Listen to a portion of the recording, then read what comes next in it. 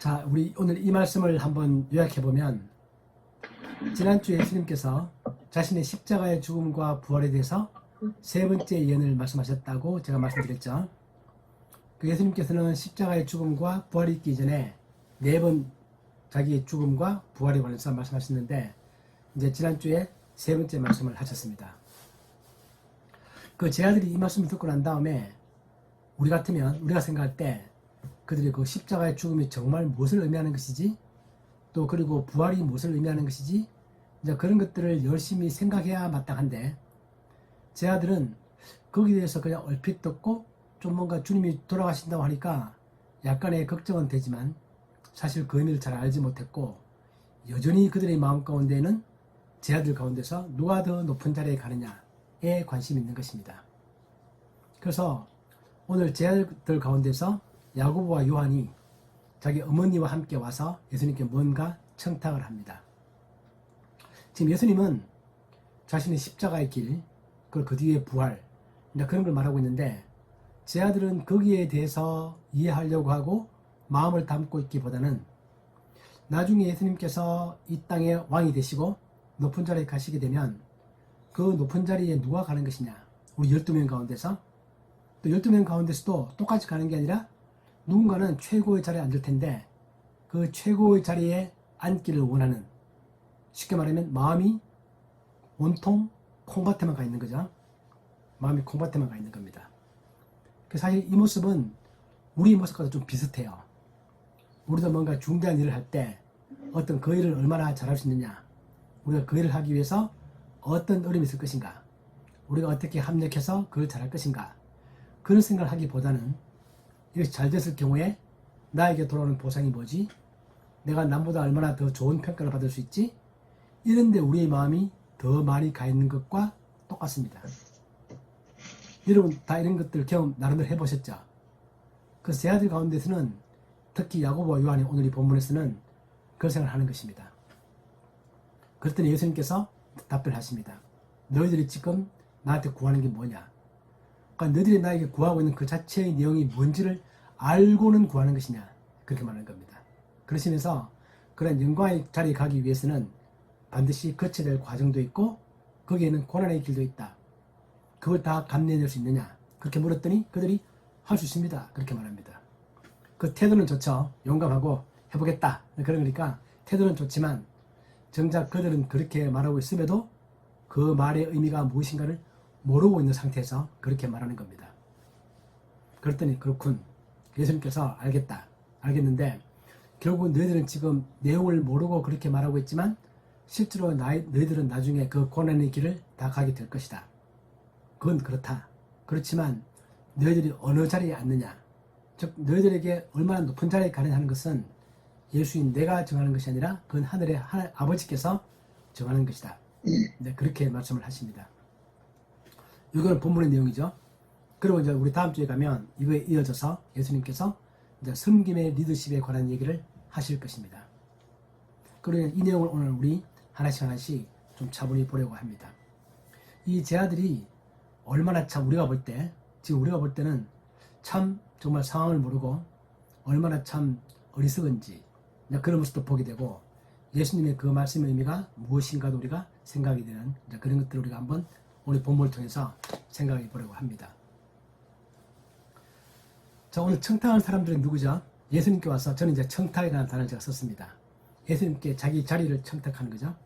이 청탁하는 사람들은 오늘 본문에 보면 세베대의 아들의 어머니, 그리고 그 아들들, 이렇게 말함을 해서 그 아들 둘은 야고보와 요한이고 같이 온 사람은 야고보와 요한의 어머니입니다. 이 어머니의 이름은 살로메입니다. 살로메인데 예수님의 어머니 마리아가 있죠. 그 마리아의 동생입니다. 그러니까 세베대의 아들들의 어머니, 다시 말하면 야고보와 요한의 어머니는 예수님의 이모고, 그리고 또 야고보와 요한은 예수님의 이종 사촌이죠. 그렇기 때문에 그 이모가 볼 때 자기 조카가 그 위대한 사람인 걸 알겠고, 놀라운 기적도 베풀고 사람들이 많이 따르고, 그 말씀 가운데 또 언젠가 조만간 자기 나라가 온다, 내가 왕권을 가지고 돌아온다, 그런 말 했기 때문에 그 나라가 반드시 올 것이다 라고 생각하고, 오게 될 경우에는 자기 아들들, 예수님의 이종 사촌들이 한 사람은 좌편에 한 사람은 우편에 앉기를 원하는 그런 청탁을 하는 것입니다. 오늘 본문에 보면 세베대 아들들의 어머니가 그 아들들을 데리고 예수께 와서 절하며 무엇을 구한다. 절했다 그렇게 말합니다. 이 절했다라는 단어는 무릎을 꿇었다는 단어입니다. 그러니까 예수님에 대한 존경심 이런 확실히 가지고 있는 거죠. 또 예수님에 대해서 뭔가 예수님이 위대한 사람이다라는 사실은 잘 알고 있습니다. 나중에 예수님께서 십자가에 달리실 때 그 옆에 여자들이 4명 있었는데 예수님의 어머니 마리아, 또 막달라 마리아, 또 그리고 이 바로 이 살로메도 그 자리에 있었습니다. 그러니까 끝까지 예수님 십자가 옆을 지켰던 나름대로는 예수님에 대한 충성심도 있고 예수님의 그 위대함을 알아봤던 그런 사람이죠. 이렇게 봤습니다.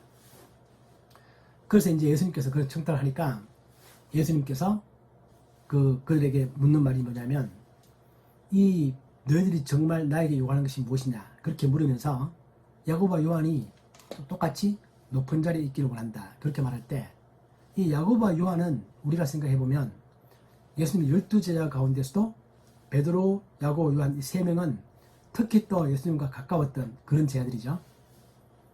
예수님께서 베라산에 갈 때 베드로와 야고보와 요한만 데려갔습니다. 그 베드로와 요한, 야고보와 요한은 이미 예수님 12제자 가운데서도 예수님과 더 친밀한 인간적으로 말하면 이너서클 더 핵심 멤버 중에 2명입니다. 그런데 지금 또 더 많은 것을 요구하는 것입니다. 우리가 상상을 해보면 그동안 베드로가 항상 12명의 제자를 대변해서 대표로 나섰죠. 그 야고보와 요한이 볼 때 저 베드로보다 우리가 더 높은 자리로 갔으면 좋겠다. 아마 그런 마음이 빨리 있을 것이다. 우리 그렇게 상상을 해볼 수 있습니다. 나중에 보면 우리 다음 주에 보면 12명의 제자들 가운데서 이 2명을 빼고 난 다음에 나머지 10명이 전부 다 이 2명에 대해서 화를 냈다고 되어 있습니다. 그 속에 베드로도 들어있고 마트도 들어있고 너희들 2명이 지금 무슨 말 하고 있는 거냐 이제 그러면서 나머지 10명도 자리에 대한 다툼을 하고 있는 것입니다. 이렇게 볼 수 있는 거죠. 자, 그러면서 그들이 말하고 있는 것은 뭐냐면 정말 우리가 하나님 예수님의 나라가 올 때 그때 높은 자리에 가고 싶다 그렇게 말하는 것인데 그들이 그렇게 말하는 나름대로 심정도 어느 정도는 이해가 됩니다. 왜냐하면 예수님이 말씀하시기를 그때 우리가 변화산 가기 전에 어떻게 말씀하셨냐면은 마태복음 16장에 보면 진실로 너희에게 이르노니 여기 서 있는 사람 중에 죽기 전에 인자가 그 왕권을 가지고 오는 것을 볼 자들도 있느니라 그런 말씀을 하셨고 또 마태복음 19장 전번에 봤던 그 장면에서도 예수께서 이르시되 내가 진실로 너희에게 이르노니 세상이 새롭게 되어 인자가 자기 영광의 보좌에 앉을 때 나를 따르는 너희도 12 보좌에 앉아 이스라엘 12지파를 심판하리라 이런 말을 했기 때문에 그들의 머릿속에서는 예수님의 십자가의 죽음도 있겠지만 지금 방금 말씀하신 그 예수님의 영광스러운 모습이 금방 올 거다 곧 온다 이렇게 생각할 수 있었다는 것입니다. 그 생각 여지가 있겠죠. 또 그리고 누가복음 19장에 보면 이런 표현들이 있습니다. 그들이 이 말씀을 듣고 있을 때 예수님께서 비유를 다하여 말씀하시니 이는 자기가 예루살렘에 가까이 오셨고 그들은 제자들을 말합니다. 그들은 하나님의 나라가 당장에 나타날 줄로 생각했다는 것입니다. 그 제자들의 마음 가운데는 이제 예수님께서 갈릴리를 떠나서 예루살렘을 가시는데 예수님께서는 내가 예루살렘에 가게 되면 거기서 내가 십자가에 죽을 것이다. 그리고 3일 만에 부활할 것이다. 지금 그 얘기를 하고 있는 것인데 제자들은 예루살렘에 가면 바로 하나님의 나라가 임하는 그런 모습이 올 거라고 생각을 하는 것입니다. 그렇게 생각할 수 있겠죠. 지금 우리는 보면 과거 사건을 다 보고 난 다음에 지금 보니까 그렇지 않구나. 그래도 예수님의 왕권은 재림 때 이루어지겠구나 라고 생각하는 우리는 지금 이해하지만 그 당시의 제자들은 예수님의 그 말씀을 들으면서 조만간 예수님의 놀라운 나라가 바로 시작될 것이다. 그렇게 생각할 수도 있었겠다. 그런 이해는 됩니다. 근데 그렇기 때문에 그때 자기들이 높은 자리에 가고 싶다라고 생각하는 것입니다.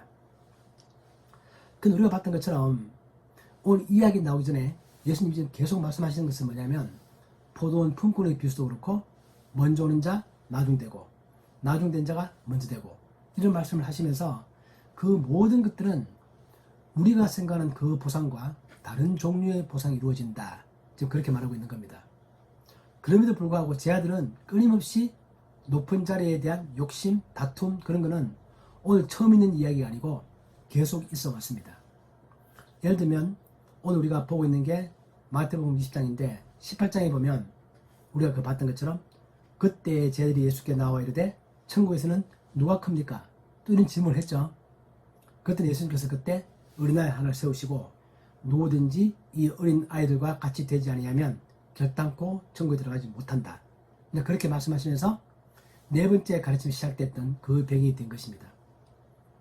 그렇기 때문에 제 아들은 예수님을 따라다니면서 그 기적도 보고 또 예수님에 대한 신앙 고백도 하면서 끊임없이 그들 가운데 드는 생각들은 뭐냐면 우리 12명 가운데서 누가 가장 큰 보상을 받느냐 그것을 하고 있는 것입니다. 그것도 우리가 지난주에 봤던 것처럼 예수님께서 포도원의 품꾼의 비유를 말씀하셨죠. 아침 일찍 온 자, 늦게 온 자 똑같은 보상을 받는다. 그렇게 말씀하시면서 이 보상은 주시는 아버지께서 결정하는 것이다. 그렇게 말함을 해서 너희들이 먼저 왔기 때문에 더 높은 보상을 받고 늦게 왔기 때문에 작은 보상을 받고 그런 게 아니다. 라는 말씀을 계속 해오고 계십니다. 그렇지만 저희들의 마음 가운데서는 더 높은 자리에 가고 싶은 그런 욕구들이 끊임없이 있는 것입니다. 어쩌면 그것이 우리들의 마음과 너무나 똑같죠? 우리들의 마음과 너무나 똑같은 것입니다. 현재 우리가 교회에서 보는 모습과도 너무나 똑같은 것입니다. 목사님들 사회 가운데서도 우리가 보고 있는 현상과 너무나 똑같은 것입니다.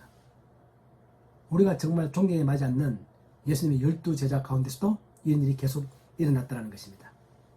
사람은 누구나 다 똑같구나. 우리가 그 생각을 하면서 참 이런 거에 대한 욕심, 욕망 그런 것들은 끝이 없는 것이구나. 그렇게 생각을 합니다. 그러면서 예수님께서 또 계속 반대의 말씀하시죠. 그것은 십자가의 길과 반대의 길이다.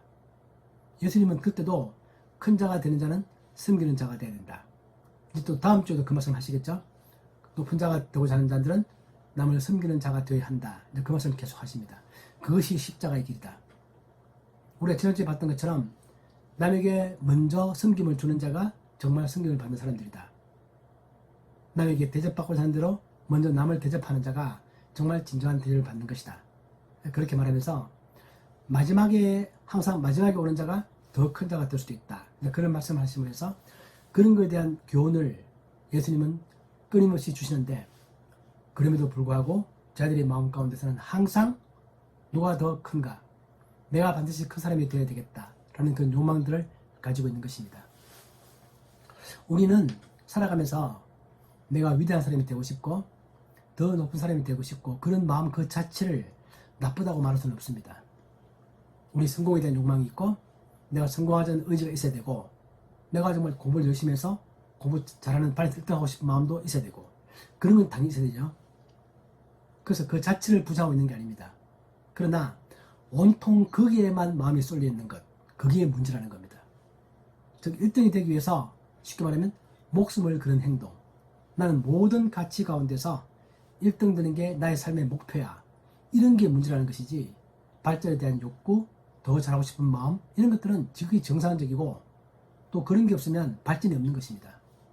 그렇기 때문에 우리가 발전하고 남보다 더 잘하고 싶고 이런 것들은 정상적이고 다만 우리가 그걸 위해서 온통 거기에만 마음이 쏠려 있는 것 그게 문제가 되는 것입니다. 그래서 지금 제 아들은 온통 거기에만 마음이 쏠려 있습니다. 예수님 십자가의 죽음, 부활 그 의미가 무엇이지? 그런 걸 생각하고 있지 않는 것입니다. 그 예수님께서 그렇게 말씀하시죠. 과연 너희가 구하고자 하는 그것이 무엇인지 알고 있느냐? 그러면서 말씀하시기를 내가 마시고자 하는 잔을 같이 마실 수 있느냐? 그렇게 말씀하십니다. 오늘 이 마태복음에서는 내가 마시려는 잔을 같이 마실 수 있느냐? 그렇게 물어보지만 이 같은 내용을 다루고 있는 마가복음에 보면 내가 마시려는 잔과 내가 받으려는 세례를 같이 받을 수 있느냐? 그렇게 말씀하십니다. 그 잔과 세례, 즉 침례 이것이 말하는 바가 뭔가? 라는 것은 뭐냐면 우리가 언뜻 생각할 수 있는 것처럼 그 영광의 자리에 가기 이전에 겪어야 되는 모든 고난의 과정들입니다. 그거죠. 예수님께서는 자기 백성을 다 얻기 위해서 또 부활의 자리로 가기 위해서 먼저 십자가에서 죽음이 그 앞에 있는 것입니다. 그런 과정을 너희들도 똑같이 갈 수 있느냐 그렇게 말합니다. 그렇게 물어보시는 것입니다. 이 잔을 같이 마신다는 의미는 쉽게 말하면 운명을 같이 하는 것입니다. 또 구약에 보면 잔에 대한 표현들이 많이 있는데 두 가지 표현들이 있습니다.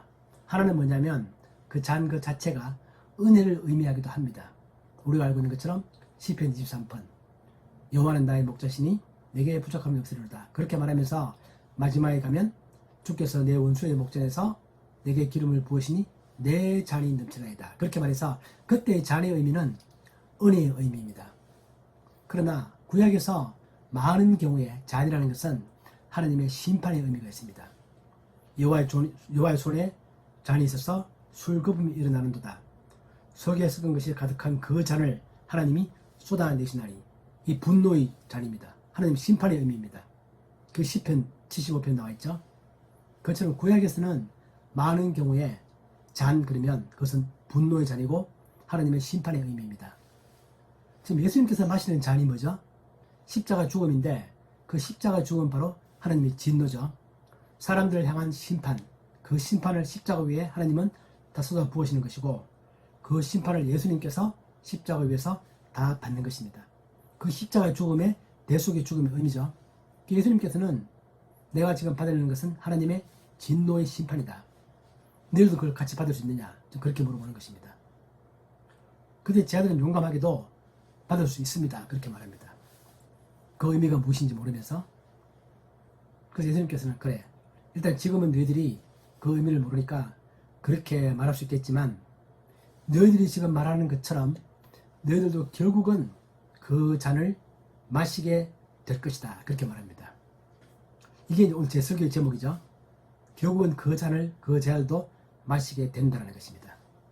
예수님께서는 알고 계신 것입니다. 지금 이 제자들이 자기들이 구하고 있는 게 뭔지 모르면서 또 자기들 겪을 고난을 알지 못하면서 그렇게 할 수 있습니다. 그렇게 말했지만 몰랐지만 나중에 가보면 결국은 야고보와 요한도 그 고난을 다 똑같이 받습니다. 우리가 알고 있는 것처럼 12명의 사도 가운데 누가 제일 먼저 순교를 당했나요? 제일 먼저 순교당한 사람이 오늘 이 청탁을 한 야고보입니다. 사도행전에 보면 그때 헤로드 왕이 손을 들어 교회 중에서 몇 사람을 헤아려 하여 요한의 형제 야고보를 칼로 죽이니 그러니까 최초의 순교자가 야고보라는 것입니다. 그 야고보는 오늘 자기가 말했던 것처럼 예수님이 그 고난의 잔을 제일 먼저 마십니다. 실제로 순교를 당하는 거죠. 또 요한도 보면 요한계시록에 보면 사도 요한이 자기를 이렇게 소개합니다. 요한계시록 1장 9절 나 요한은 너희 형제여 예수의 환난과 나라와 참음에 동참하는 자라 그렇게 말합니다. 그 사도 요한도 예수님의 환난에 동참하는 것입니다. 예수님께서는 이 모든 상황을 이미 다 알고 있는 거죠. 너희들이 지금은 모르고 동참할 수 있습니다.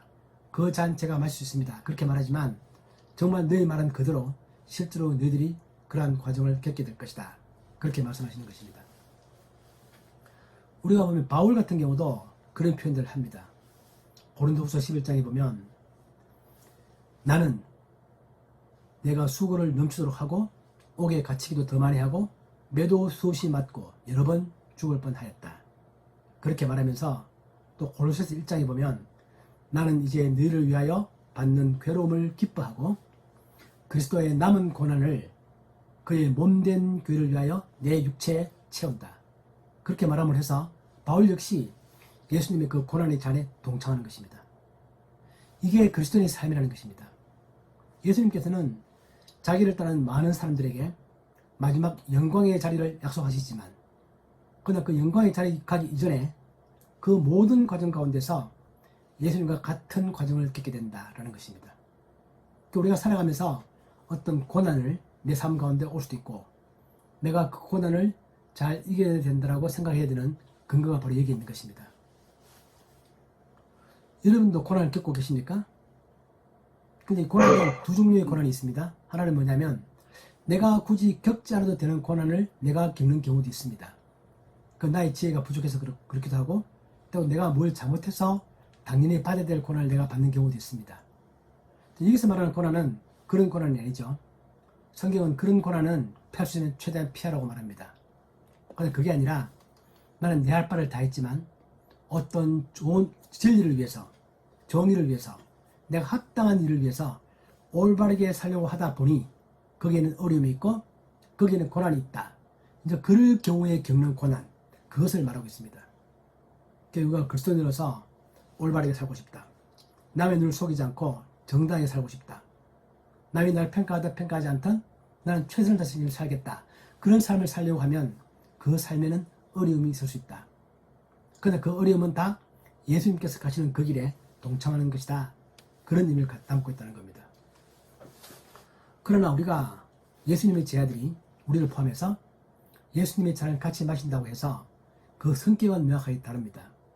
예수님의 잔은 모든 인류를 위해서 대속의 죽음을 하는 그건 아주 엄청난 의미를 갖고 있는 것이지만 우리는 그런 의미는 아니고 예수님처럼 그 뒤를 따라가면서 정당하게 살아갈 경우에 겪게 되는 어려움, 고난 그런 것들을 말하고 있는 것이기 때문에 그 레벨은 좀 다르지만 그러나 그 뒤를 따라가는 사람들은 반드시 겪게 되는 그러한 것들이라는 겁니다.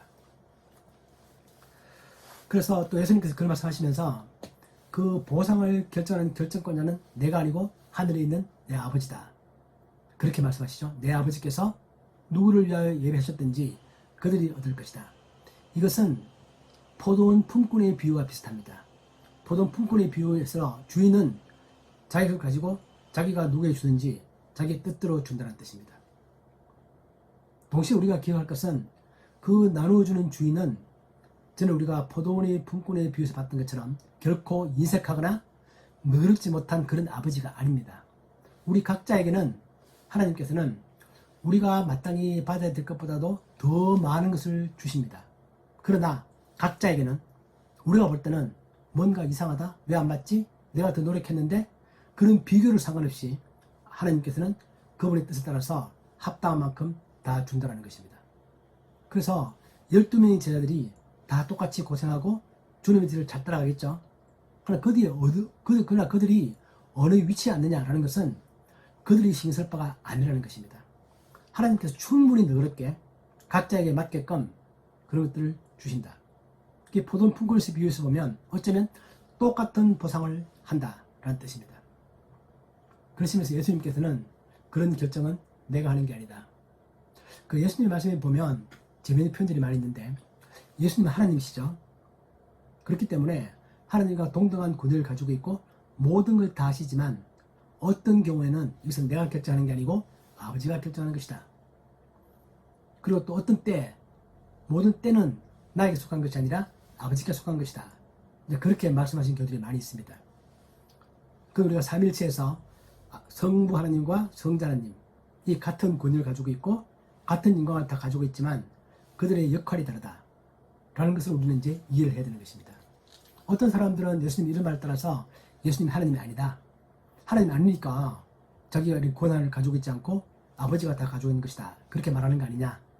라고 그렇게 말하시는 분들이 기독교 아닌 다른 종교에서 그렇게 말하는 사람들이 있는데 여기서 의미는 그런 의미가 아니고 하나님은 삼일체 하나님으로서 똑같은 권위를 가지고 있고 똑같은 인권을 가지고 있고 똑같은 능력을 다 가지고 있지만 성부 하나님과 성자 하나님 사이에 그 역할이 다르다. 그런 것들로 우리가 이 부분을 그렇게 해석을 해야 합니다. 그러면서 이 오늘 이 본문이 우리에게 주는 교훈은 뭐냐면 저는 두 가지를 생각해 보고 싶습니다. 첫 번째 하나는 이런 이야기들이 있죠. 왕관을 쓰려는 자는 그 무기를 견뎌라. 그 말을 누가 한 말이냐면은 셰익스피어가 그 말을 했습니다. 셰익스피어가 헨리 4세라는 희곡을 쓰면서 그 속에 그런 말이 나옵니다. 이 주는 의미는 뭐냐면 우리는 왕이 되려고 하는 사람들이 가지고 있는 왕관, 그것의 화려함, 그 권리, 그 권능, 사람들이 우러러보는 그런 것들, 좋은 면만 보지만 그러나 그 좋은 면들을 갖기 위해서 그 사람이 감내해야 될 책임, 그 왕관의 무게, 그런 것들을 충분히 견뎌야 한다는 것입니다. 거기에 맞는 합당한 자기를 갖춰야 되고 그 사람이 감내해야 될 모든 고통을 다 감내할 마음과 자세와 능력이 있어야 한다는 것입니다. 그것이 바로 셰익스피어가 했던 왕관을 쓰려는 자, 그 무기를 견뎌라 그런 말입니다. 실제로 로마의 황제들 가운데서 보면 어떤 사람들은 그 자리에 합당한 능력과 인격을 갖추고 있지만 통계에 따르면 한 62% 정도가 그렇지 못해서 자살을 하거나 심한 스트레스를 받거나 암살을 당하거나 그 사람들이 62%라고 합니다. 그러니까 절반 이상의 사람들이 그 왕관의 무기를 견디지 못하는 것입니다. 그래서 내가 뭔가를 성취하고 싶다고 한다면 성취하고 난 다음에 그 영광도 생각해야 되지만 그러나 그 영광을 가기 위해서 내가 감내해야 될 인내, 어려움, 또 그 자리에 가고 되고 난 다음에 거기서 내가 이겨내야 되는 모든 상황들, 그런 것들 충분히 인지하고 그 둘 다를 받아들이는 그런 마음을 우리가 첫 번째는 가질 필요가 있다. 그 생각을 해볼 수 있고요. 두 번째는 오늘 우리가 봤던 야고보와 요한이 참 철이 없다. 우리가 그 생각을 할 수 있는데 이 사람들이 이때 이랬는데 나중에 실제로 예수님의 십자가의 죽음과 부활을 보고 난 다음에는 엄청나게 많이 변했습니다. 이게 우리가 마태복음을 보고 있는 아주 중요한 주제죠. 제가 몇 번 강조드렸던 것처럼 마태복음은 제 아들이 어떻게 성장하고 있는가 그걸 많이 보여주고 있습니다. 성경 전체가 그걸 보여주고 있죠. 우리가 오늘 봤던 이 정말 철이 없는 정말 철다서니가 없는 이 야고보와 요한 이 나중에 어떻게 변했는가 보면 야고보는 그렇게 첫 번째 순교자로서 그의 사명을 다했고 요한 같은 경우는 보면 요한 1서에 우리가 잘 알고 있는 구절이 있습니다. 요한 1서에서 사도 요한이 말하기를 이는 세상에 있는 모든 것이 육신의 정욕과 안목의 정욕과 이생의 자랑인데 이것은 아버지께로부터 온 것이 아니고 다 세상으로부터 온 것이다. 그렇게 말합니다. 우리 말 듣는 말씀이죠. 육신의 정욕, 안목의 정욕, 이생의 자랑. 이 세 가지를 경계라. 그렇게 사도 요한 스스로 말하고 있습니다. 오늘 본문에서 사도 요한이 이렇게 가서 높은 자를 청탁하는 모습은 정말 이생의 자랑이죠. 그걸 추구하고 있는 것입니다. 요한은 그랬습니다. 그때는.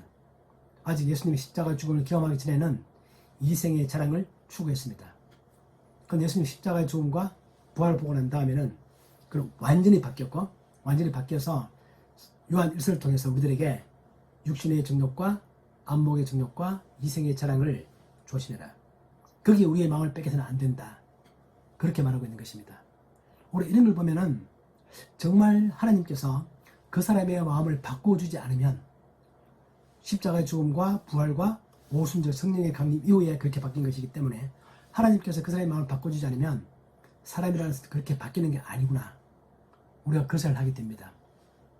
우리도 이처럼 우리가 매일매일 기도한다면 우리가 그런 기도를 드리고 싶습니다. 하나님, 저도 사도 요한과 야고보처럼 그런 잘해된 욕심이 있고 또 내가 겪게 될 고난이 무엇인지 알지도 못하면서 주님 부르시면 가겠습니다. 그래서 쉽게 말을 하는데 하나님께서 내 마음 가운데 그런 것을 잘 깨닫게 해주시고 또 내가 가야 될 길이라면 그걸 잘 갈 수 있게 하시고 절대로 용기가 꺾이거나 실망하거나 낙담하는 게 아니라 끝까지 주님의 마음을 가지고 살아가는 저들이 됐으면 좋겠다. 그런 기도를 우리가 매일매일 드려야 되겠다. 그 생각을 해봅니다.